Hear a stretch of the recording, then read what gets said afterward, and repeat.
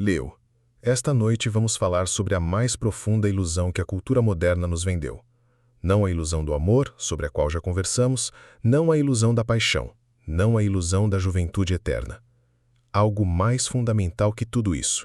Algo tão profundamente enraizado em como pensamos sobre nós mesmos que mal conseguimos perceber que se trata de uma ilusão.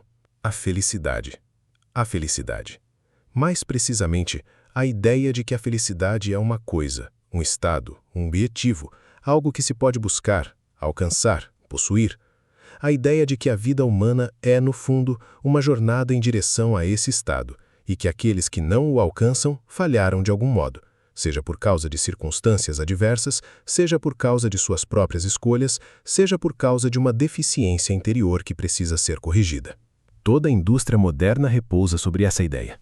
Toda a indústria moderna, Leo, repousa sobre essa ideia. A indústria da publicidade, que vende produtos prometendo felicidade, a indústria da autoajuda, que vende livros prometendo o caminho para a felicidade, a indústria farmacêutica, que vende medicamentos prometendo restaurar a felicidade, a indústria do entretenimento, que vende distrações prometendo a sensação momentânea da felicidade, a indústria do desenvolvimento pessoal, que vende cursos, retiros, mentores, prometendo a transformação interior que finalmente trará a felicidade. E todas essas indústrias têm uma coisa em comum. Elas dependem absolutamente de que você nunca alcance o que prometem. Porque no momento em que você alcançar, deixa de ser cliente. É um sistema autoperpetuante. É um sistema autoperpetuante, Leo. E o gênio dele é que convenceu bilhões de pessoas de que o problema está nelas, não no sistema. Você comprou o livro, fez o curso, tomou um medicamento, mudou de emprego, mudou de relação, mudou de cidade e ainda assim não está feliz? Deve haver algo errado com você. Compre o próximo livro, faça o próximo curso. Tente novamente. A felicidade está esperando, do outro lado da próxima tentativa. Apenas mais um esforço. E foi exatamente contra esse sistema que Schopenhauer escreveu. Foi exatamente contra esse sistema que Schopenhauer escreveu, Leo, antes mesmo do sistema existir em sua forma atual. Schopenhauer, nascido em Danzig em 1788, morto em Frankfurt em 1860. Em 1851, com 63 anos, publicou um livro chamado Aforismos sobre a Sabedoria da Vida. Era a obra mais acessível, mais prática, mais aparentemente moderada de toda a sua produção. Mas debaixo dessa moderação aparente, escondia uma das mais devastadoras desmontagens da ideia de felicidade que a filosofia ocidental produziu. 7 verdades sombrias sobre a felicidade. 7 verdades sombrias, Leo. Não 7 razões para desistir da vida, não 7 razões para se afundar em pessimismo. 7 observações sobre o que a felicidade realmente é, sobre como ela funciona, sobre por que sua busca, como a fazemos, é estruturalmente fadada ao fracasso, e sobre o que, talvez, podemos ter no lugar dela. E se alguém veio hoje buscar consolo? Não vai encontrar, Leo. Se alguém veio para ouvir que existe uma fórmula para a felicidade, que basta seguir certos passos, que basta mudar certas atitudes, feche este vídeo agora. Há centenas de outros canais brasileiros que vão dizer exatamente isso. Eles vão lhe vender o sonho que você quer comprar. E quem fica? Quem fica, porque já desconfia, depois de anos perseguindo a felicidade através de todos os caminhos que a cultura ofereceu, que algo fundamental nessa busca estava errado desde o início, esse pode ficar. Schopenhauer o aguarda no seu apartamento frio e silencioso em Frankfurt há quase 200 anos, e o que ele tem a dizer é mais útil do que qualquer livro de autoajuda que você já leu. Vamos começar. Primeira verdade. A felicidade não é um estado positivo. Ela é apenas a ausência temporária de sofrimento. Esta é a observação central de toda a filosofia de Schopenhauer. Esta é a observação central, Léo, e dela todas as outras seguem. Pense no que você considera estar feliz. Pense no momento da sua vida em que se sentiu genuinamente feliz. Pode ter sido uma manhã de domingo, uma refeição com pessoas queridas, um instante de paz depois de muito trabalho. O que estava acontecendo naquele momento? Você possuía algo positivo ou estava temporariamente livre de algo negativo? Schopenhauer afirma que sempre é a segunda coisa. Sempre é a segunda coisa, Léo. Schopenhauer escreve com uma clareza que ainda hoje é desconcertante. Alles Glück ist nur negativ, nicht positiv. Toda a felicidade é apenas negativa, não positiva. O que isso quer dizer? Quer dizer que aquilo que chamamos de felicidade não é uma sensação positiva, real, substancial, é a cessação temporária de um desconforto. Dê um exemplo simples. Considere o mais simples. A sede é uma sensação real, positiva. Você a sente, ela exige atenção. A água chega, você bebe e a sede cessa. Em alguns minutos, a satisfação desaparece, porque não há mais sede para ser aliviada. O mesmo com o frio e o calor. O mesmo com a solidão e a companhia. O mesmo com a pobreza e o dinheiro. O mesmo com a doença e a saúde. O mesmo com o desemprego e o trabalho. O mesmo com o tédio e o estímulo. Mas a dor é diferente. A dor é diferente. E esse é o ponto crucial.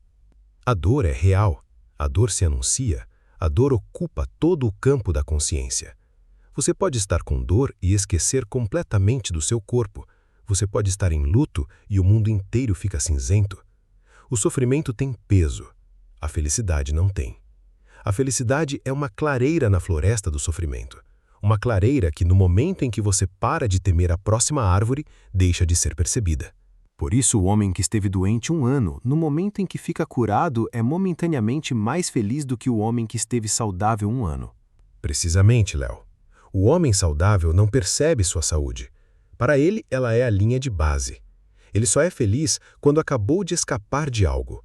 Uma vez completa a fuga, a felicidade escorre dela, e ele retorna ao meio indiferente, procurando inquietamente a próxima coisa da qual escapar.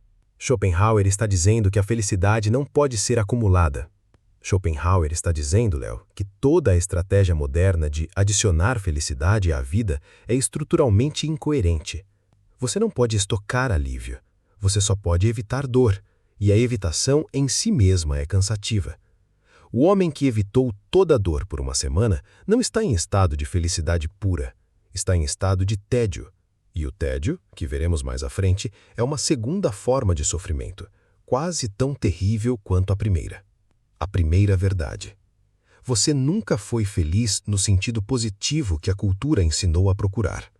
Os momentos que considerou felizes, todos eles foram momentos de ausência de algum sofrimento específico. Não havia substância dentro deles. Havia apenas a leveza de uma pressão que momentaneamente cessou. E é por isso que esses momentos sempre escapam, porque não há nada neles para segurar. Léo, aos nossos espectadores, quem já notou em sua própria vida que os momentos mais felizes foram aqueles em que algo havia recém-cessado, uma doença, um período difícil, uma preocupação, e quem percebeu que assim que a ausência se tornou rotina, a felicidade evaporou? Escreva nos comentários uma única palavra: ausência. Quem escreve sabe, e quem lê e entende também sabe. Segunda verdade. O tédio prova que a vida por si só não tem valor inerente. Por isso somos obrigados a inventar valor o tempo todo. E por isso sempre fracassamos. O tédio é talvez o conceito mais negligenciado da filosofia moderna. O mais negligenciado, Léo. E o que Schopenhauer observou com mais precisão do que qualquer outro filósofo. Não me refiro ao tédio de uma criança em uma tarde chuvosa. Refiro-me ao tédio mais profundo. O tédio de uma noite de domingo quando nada é urgente e nada é proibido, e o dia se estende em uma espécie de cinza sem peso. O tédio que chega mais terrivelmente na meia-idade, quando os projetos urgentes foram cumpridos ou abandonados, e a pessoa se encontra dentro da própria vida como em um quarto mobiliado que não reconhece mais. O que esse tédio prova, segundo Schopenhauer? Schopenhauer perguntou exatamente isso. O que prova o tédio? E respondeu, ele prova que a vida em si mesma não possui conteúdo positivo. Se a existência tivesse valor por si só, o simples fato de estarmos vivos seria o suficiente. Sentaríamos e estaríamos vivos, e isso seria o bastante. Mas não é o bastante. Nunca foi o bastante para ninguém. No momento em que nossas necessidades são satisfeitas e nossas distrações esgotadas, sobe em nós um vazio. E esse vazio não é nada. É uma sensação positiva de insuficiência. Ela diz, isto, por si só, não vale a pena ser. Schopenhauer tem uma metáfora famosa para isso. Ele escreve no O Mundo como Vontade e Das Leben schwingt also gleich einem Pendel hin und her zwischen dem Schmerz und der Langeweile. A vida oscila, portanto, como um pêndulo entre a dor e o tédio. Esses são os dois polos. Não há terceiro. Quando o pêndulo está em um extremo, ansiamos pelo outro. Quando ele atinge o outro, já começamos a ansiar de volta. Observe o que a indústria do entretenimento realmente vende. Observe, Léo, com atenção. Ela não vende alegria. Ela vende a suspensão temporária do tédio. A tela, o scroll, o próximo episódio, a próxima compra, o próximo aplicativo, esses não são presentes, são anestésicos. São os meios pelos quais o vazio insuportável do tempo não estruturado é mantido fora da consciência. O humano que consegue ficar 1 hora sozinho em uma sala sem pegar uma distração é raro. Pascal notou a mesma coisa 2 séculos antes de Schopenhauer. A maior parte da infelicidade humana, ele escreveu, vem da incapacidade de estar sozinho em um quarto. E hoje essa incapacidade é total. E hoje, Léo, essa incapacidade é total. A cultura digital criou uma situação em que praticamente nenhum momento de tédio precisa ser experimentado. Há sempre algo no celular, sempre uma notificação, sempre um vídeo, sempre uma rede social. O resultado não é felicidade. É a substituição do vazio profundo do tempo não estruturado pela agitação superficial, o que produz uma terceira forma de sofrimento, ainda pior, porque vem com a ilusão de estar sendo aliviado. Schopenhauer está dizendo que somos forçados a inventar valor. Schopenhauer está dizendo, Léo, que somos forçados a inventar valor o tempo todo, em projetos, em ambições, em metas, em relacionamentos, em consumo, porque a vida sem essas invenções mostra sua leveza intolerável. E todas essas invenções, por mais que prometam preencher o vazio, eventualmente revelam que não preenchem. Por isso, a meia-idade é tão frequentemente devastadora. Os projetos foram cumpridos e a paz prometida não chegou. As ambições foram alcançadas e a satisfação prometida não se materializou. A segunda verdade, portanto, o tédio que você sente nos momentos em que finalmente nada está pressionando você, não é defeito seu. É a vida mostrando sua estrutura. E é por isso que você nunca conseguirá ser feliz apenas alcançando seus objetivos. Porque o problema não está nos objetivos. O problema está no tipo de criatura que você é. Uma criatura para quem o repouso é em si mesmo uma forma de sofrimento. Terceira verdade. A felicidade que você projeta no futuro não existe. Ela é sempre o presente de outra pessoa, e essa outra pessoa nunca chega. Esta é a observação mais cruel das 7, talvez. É das mais cruéis, Léo, porque desmonta toda a estratégia humana padrão. Como você organiza a sua vida? Você organiza em direção ao futuro. Quando eu terminar a faculdade, serei feliz. Quando eu conseguir esse emprego, serei feliz. Quando eu me casar, serei feliz. Quando eu tiver filhos, serei feliz. Quando os filhos forem grandes, serei feliz. Quando eu me aposentar, serei feliz. Quando eu comprar essa casa, quando eu fizer essa viagem, quando eu terminar esse projeto. Cada uma dessas condições, em sua hora, foi a coisa que faltava para que a felicidade chegasse. E cada uma delas, uma vez alcançada, deixou você no mesmo lugar onde estava antes. Schopenhauer entendeu isso com terrível precisão. Schopenhauer entendeu, Léo, e formulou de modo definitivo. A pessoa que você imagina sendo feliz no futuro não é você. É outra pessoa, uma versão de você que existirá em condições diferentes das atuais. Você imagina o que essa pessoa vai sentir, você projeta sobre ela o sentimento de plenitude que você gostaria de ter agora. E aí, quando o futuro chega, você descobre que essa pessoa imaginada nunca apareceu. No lugar dela está você, o mesmo você, com as mesmas inquietações estruturais, agora apenas em circunstâncias diferentes. Por isso a aposentadoria devasta tanta gente. Por isso a aposentadoria devasta tantas pessoas, Léo, especialmente no Brasil. A aposentadoria é vendida durante 40 anos como o lugar onde a vida finalmente vai ser desfrutada. Você trabalhou, suportou, sofreu, acumulou, agora chega o tempo de viver. E aí ela chega, e a pessoa que se aposenta descobre que o eu que finalmente vai desfrutar simplesmente nunca existiu. Sempre foi uma projeção. No lugar dele está o mesmo eu de antes, agora sem propósito estruturado, sem rotina, sem as distrações que mascaravam o vazio. E é por isso que a depressão pós-aposentadoria é uma epidemia silenciosa no Brasil, porque ninguém prepara essas pessoas para a verdade que Schopenhauer estava escrevendo em 1851. É uma armadilha estrutural. É uma armadilha estrutural, Léo, e ela é especialmente cruel porque parece se confirmar a cada nova rodada. Você não foi feliz quando se formou? Bom, é porque você ainda não tinha encontrado o amor certo. Quando você se casar, será feliz. Você não foi feliz quando se casou? É porque você ainda não tinha tido filhos. Quando os filhos chegarem, você será feliz. Você não foi feliz com os filhos pequenos? É porque eles davam trabalho. Quando crescerem, você será feliz. E assim por diante, infinitamente, até que a pessoa olhe para trás no final da vida e perceba que a felicidade que ela passou décadas perseguindo nunca chegou e nunca poderia ter chegado, porque ela existia apenas na projeção, nunca no ponto de chegada. Schopenhauer não diz para parar de planejar. Schopenhauer não diz para parar de planejar, Léo. Ele diz outra coisa, mais sutil. Ele diz: não confunda o planejar com a promessa. Você pode ter projetos, você pode ter metas, mas saiba que a felicidade que você imagina associada a essas metas é uma alucinação. Você não vai sentir ao alcançar a meta o que você acha que vai sentir. Você vai sentir por alguns dias ou semanas o alívio de ter saído da fase anterior, e depois você vai começar a sentir as preocupações da fase nova. É uma reorientação fundamental. É uma reorientação fundamental, Léo. Se você aceita essa verdade, para de tratar sua vida atual como o degrau intermediário para uma vida verdadeira que está sempre adiante. A sua vida atual é a única vida que você tem. Os momentos pequenos de paz, de presença, de prazer simples, esses são agora, no presente, exatamente o que serão também no futuro que você está imaginando. Não há vida verdadeira esperando para começar. A vida começou há muito tempo e está acontecendo agora, exatamente do jeito que ela acontece.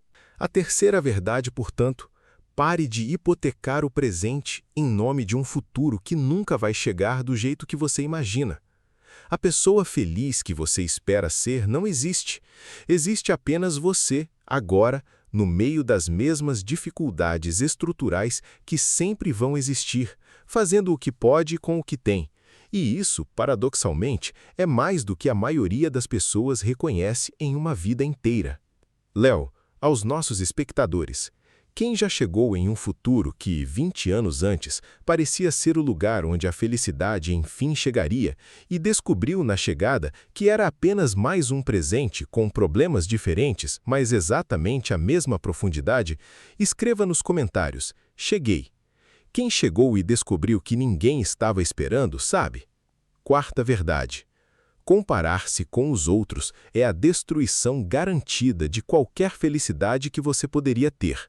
E a era digital tornou essa comparação inescapável. Esta verdade é especialmente urgente no Brasil de hoje. Especialmente urgente, Léo. Schopenhauer escreveu sobre esse fenômeno mais de 100 anos antes da existência das redes sociais, e o que ele escreveu então é mais verdadeiro hoje do que quando foi escrito. Ele observou que o ser humano não avalia sua situação em termos absolutos, mas sempre em termos relativos, comparando-se com aqueles ao seu redor. E que essa comparação é a fonte garantida de infelicidade, porque sempre haverá alguém com mais. Schopenhauer escreve sobre a lei da comparação nos aforismos. Ele escreve sobre isso, Léo, com uma frase que merece ser lembrada, alemão. Wir denken so wenig an das, was wir haben, und immer an das, was uns fehlt. Pensamos tão pouco no que temos e sempre no que nos falta. E o que nos falta é determinado quase inteiramente pela comparação com os outros. Você não acha que precisa de uma casa maior em si mesma. Você acha que precisa porque a casa do seu vizinho é maior. Você não acha que precisa de mais dinheiro em termos absolutos. Acha porque seu colega ganha mais. Você não acha que sua vida precisa ser mais interessante em si mesma. Acha porque a vida dos outros, vista pelas redes sociais, parece mais interessante. As redes sociais transformaram isso em câncer cultural. As redes sociais, Léo, transformaram a comparação em uma exposição contínua, 24 horas por dia, 7 dias por semana. Antes das redes sociais, você se comparava com 20 ou 30 pessoas no máximo, vizinhos, colegas de trabalho, amigos próximos e familiares. E essas pessoas eram, em geral, semelhantes a você em situação geral. Hoje você se compara com milhões de pessoas e, o pior, com uma seleção curada das melhores versões de cada uma delas. Ninguém posta no Instagram a depressão, o cansaço, a desavença com o cônjuge, a frustração no trabalho. Posta a viagem, a janta, a conquista, a foto perfeita. E você, comparando o seu interior bagunçado com o exterior curado deles, conclui que está atrasado, que está perdendo, que está vivendo errado. E essa conclusão é matematicamente inevitável. Essa conclusão é matematicamente inevitável, Léo. Não há como você ganhar nesse jogo. Mesmo que você se torne a pessoa mais bem-sucedida que conhece, ainda existirá alguém mais bem-sucedido no Instagram. Mesmo que sua família seja perfeita, alguém vai postar uma família que parece mais perfeita. Mesmo que você atinja um corpo escultural, alguém terá um melhor. A comparação é uma corrida em direção a uma linha de chegada que sempre se afasta, porque a internet sempre apresenta alguém à sua frente. Qual é a saída? Schopenhauer oferece uma saída radical, Léo, e ela é simplesmente pare de comparar. Não no sentido de tenha autocontrole quando sentir vontade de comparar. Isso não funciona. No sentido mais profundo, reorganize sua vida para que você esteja exposto a menos comparações. Limite o tempo nas redes sociais. Saia dos grupos que produzem comparação tóxica. Reduza o consumo de mídia que celebra o consumo. Construa uma vida cujos parâmetros de sucesso sejam internos, definidos por você, para você, e não importados da observação dos outros. Isso não é fácil, é contracultural. Vai exigir que você defenda esses limites de pessoas que vão achar estranho, mas é a única saída. E Schopenhauer estava certo sobre isso quando escreveu, e está mais certo ainda hoje. Essa é a única felicidade possível?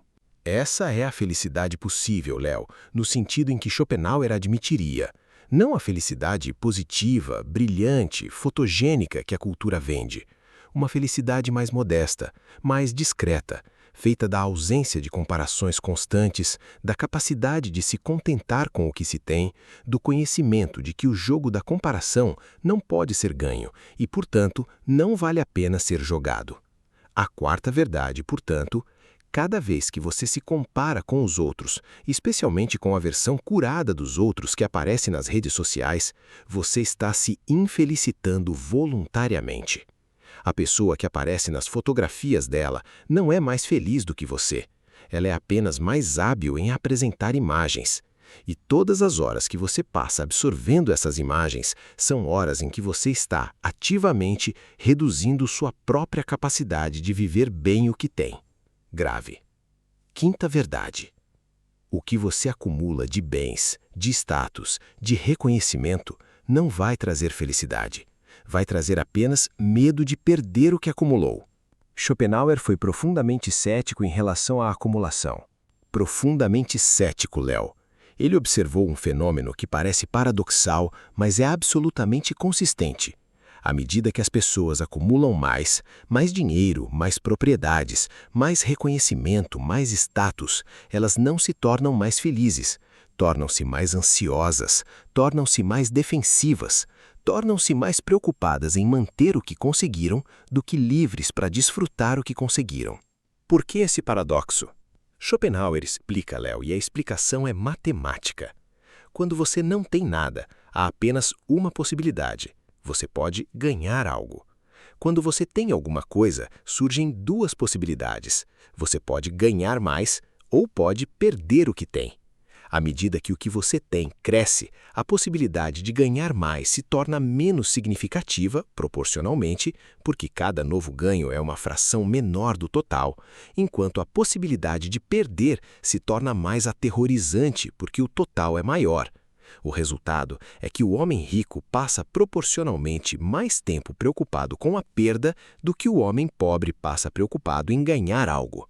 E o homem famoso passa proporcionalmente mais tempo preocupado com a queda da fama do que o homem desconhecido passa preocupado em conseguir fama. É a inversão do que a cultura ensina. É a inversão exata, Léo, do que a cultura ensina. A cultura ensina, acumule, e você estará seguro.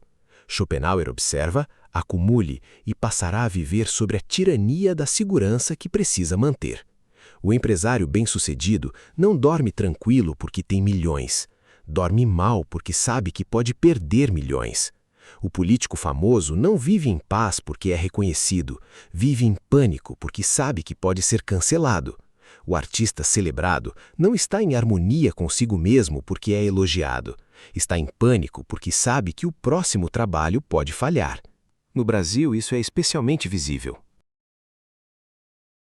No Brasil, Léo, isso é especialmente visível porque o país oscila entre extremos econômicos com violência maior que em outras culturas. Pessoas que sobem economicamente passam a viver em condomínios fechados, com seguranças armados, com câmeras, com sistemas de alarme. A própria arquitetura da segurança brasileira para classes médias e altas é uma manifestação concreta do que Schopenhauer descreveu. Quanto mais você acumula, mais precisa proteger. Mais energia gasta protegendo, menos energia tem para viver. E essa proteção nunca é suficiente. Não importa quantos seguranças, quantos cofres, quantas câmeras, sempre há a possibilidade de perda. E a possibilidade de perda, presente continuamente na consciência, é uma forma de sofrimento mais constante e mais corrosiva do que a falta original que motivou a acumulação. Schopenhauer propõe um meio-termo? Schopenhauer propõe um meio-termo, Léo, e ele é prático. Você precisa de uma quantia suficiente para ter segurança básica, comida, abrigo, saúde, alguma reserva para imprevistos. Mas além desse ponto, cada incremento de acumulação produz menos benefício real e mais ansiedade real. Há um ponto individual para cada pessoa em que acumular mais não compensa o custo psicológico de proteger o que se tem. Encontrar esse ponto é a sabedoria prática. Encontrar esse ponto é a sabedoria prática que Schopenhauer chama de Begrenzung des Maßstabs, a limitação da medida. Conheça seus próprios limites de necessidade real e pare ali.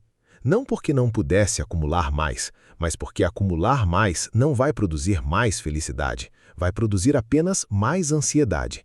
E você terá negociado a sua capacidade de viver bem o presente em troca de uma proteção contra um futuro que pode ou não vir. A quinta verdade, portanto, a acumulação não é um caminho para a felicidade. É uma rota direta para um tipo específico de infelicidade. A infelicidade do medo de perder. Se você ainda está acumulando muito além do que precisa, pergunte-se, a quem essa acumulação está realmente servindo? Não é a você, é a parte de você que foi treinada pela cultura para acreditar que mais é melhor. E essa parte de você, Schopenhauer diria, não é a parte que merece comandar a sua vida. Sexta verdade. A felicidade que você consegue encontrar não vem do que está fora de você, vem da sua capacidade interior. E essa capacidade interior é, em larga medida, herdada, não construída. Esta é a verdade mais desconfortável para a era da autoajuda. A mais desconfortável, Léo, porque desmonta uma das promessas centrais da indústria de desenvolvimento pessoal. A ideia de que qualquer um pode se transformar interiormente através de esforço, prática e métodos corretos. Schopenhauer não acreditava nisso. Ele observava que algumas pessoas nascem com um temperamento naturalmente mais sereno, mais resistente à inquietação, mais capaz de encontrar prazer em coisas simples. Outras nascem com um temperamento naturalmente mais agitado, mais ansioso, mais propenso à infelicidade, mesmo em condições objetivamente favoráveis. E essa diferença, segundo Schopenhauer, é em larga medida estrutural. É em larga medida estrutural, Léo. Schopenhauer escreve nos aforismos: Was immer ist, hat unendlich mehr zu seinem Glück zu beitragen, als was immer hat. O que alguém é, tem infinitamente mais a contribuir para a sua felicidade do que aquilo que alguém tem. Em outras palavras, o tipo de pessoa que você é, sua constituição psicológica básica, seu temperamento herdado, sua capacidade interior para sentir paz ou inquietude, determina seu nível de felicidade muito mais do que qualquer circunstância externa que você possa modificar. Isto contradiz toda a autoajuda contemporânea. Contradiz toda a autoajuda contemporânea, Léo, e é precisamente por isso que precisa ser ouvido. A autoajuda promete: você pode se transformar, você pode reprogramar sua mente, você pode aprender a ser feliz através de técnicas, hábitos, mentalidades. Schopenhauer responde com uma honestidade incômoda. Até certo ponto, sim, há margem para melhora. Há técnicas que reduzem certas formas de sofrimento, mas a estrutura básica do seu temperamento é fixada cedo na vida, provavelmente por genética e pelas experiências dos primeiros anos. E essa estrutura não muda fundamentalmente, por mais que você se esforce. Algumas pessoas simplesmente nascem mais aptas à felicidade. Algumas pessoas, Léo, simplesmente nascem mais aptas àquilo que chamamos de felicidade. E isso não é mérito delas, é sorte de constituição. Outras pessoas nascem com sistemas nervosos mais sensíveis, mais reativos, mais propensos à ansiedade e à melancolia. Essas pessoas não falharam por não conseguir ser tão felizes quanto as primeiras. Elas estão jogando um jogo mais difícil, com cartas piores. Reconhecer isso não é fatalismo, é honestidade. E essa honestidade pode, paradoxalmente, libertar. Libertar como? Libertar do peso da culpa, Léo. Se você tem temperamento melancólico, ansioso, propenso à infelicidade e passou anos achando que isso é culpa sua, que você falhou em alguma transformação interior que deveria ter realizado, esse peso adicional torna tudo pior. Aceitar que essa estrutura básica é em larga medida herdada não é desistir de melhorar, é parar de se punir por não ter conseguido o impossível.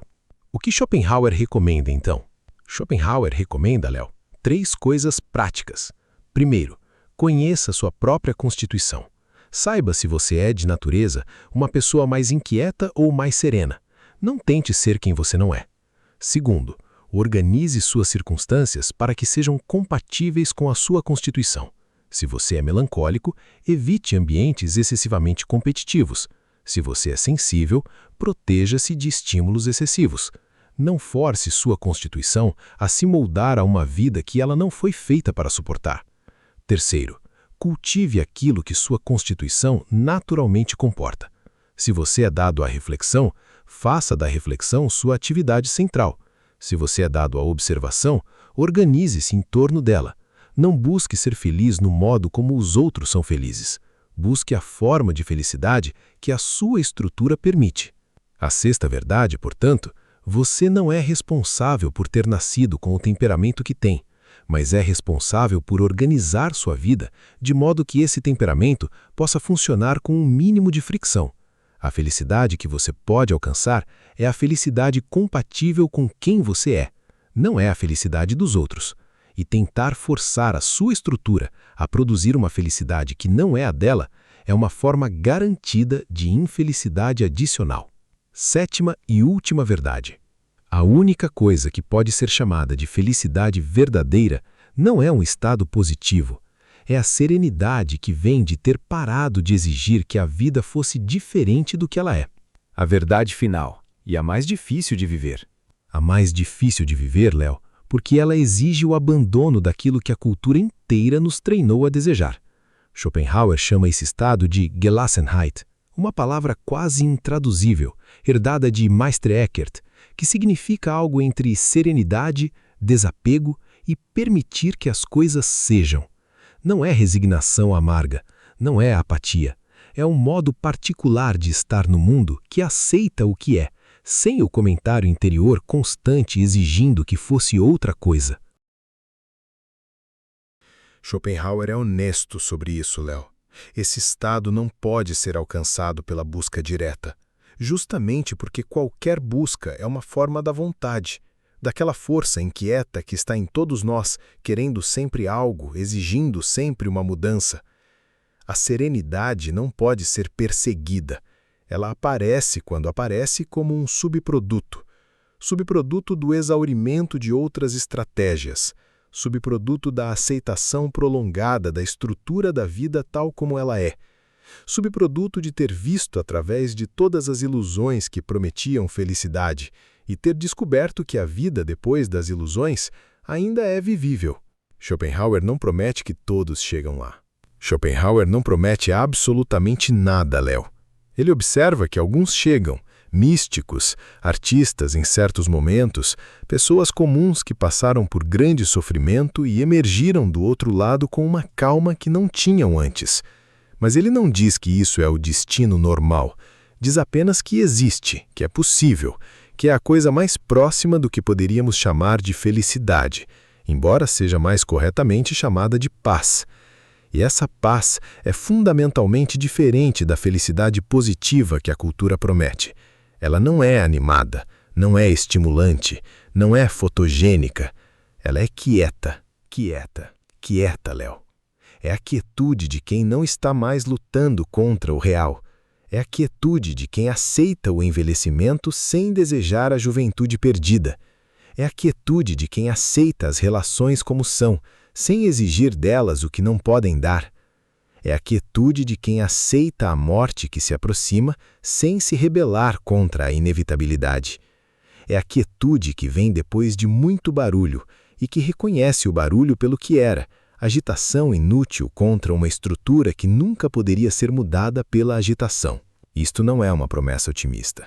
Não é uma promessa otimista, Léo. Schopenhauer não está dizendo, siga estes passos e alcançará a serenidade.